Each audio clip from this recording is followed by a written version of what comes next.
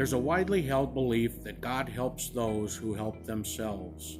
Yet, we find no evidence in the Bible whatsoever to support such a claim.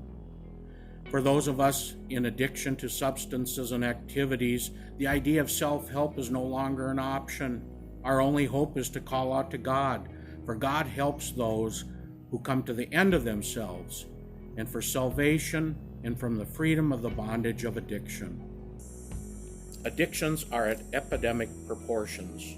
1 in every 20 Americans has at least one addiction, and yet only 10% of those in addiction receive treatment. Overdose deaths continue to rise, having more than tripled since the 1990s. And how can we overlook the current opioid crisis, where an average of 130 victims of addiction die from overdose every day?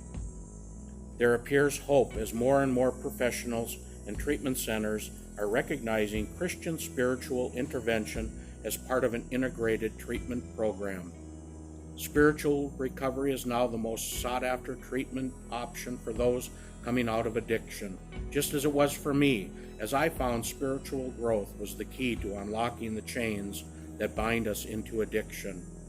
It is for this reason that I wrote this book, and God gave them over, Recovery from Addiction Through Spiritual Growth. In it, I share my knowledge of years in addiction and my model of success for a faith-based recovery. There exists an urgency to counter the epidemic magnitude of addiction, and I need your help. Please help me finish my work by donating to fund the publication and distribution of this book for those desperately struggling to come out of addiction and into a Christ-centered recovery. Thank you for any gift that you can give to help this worthy cause.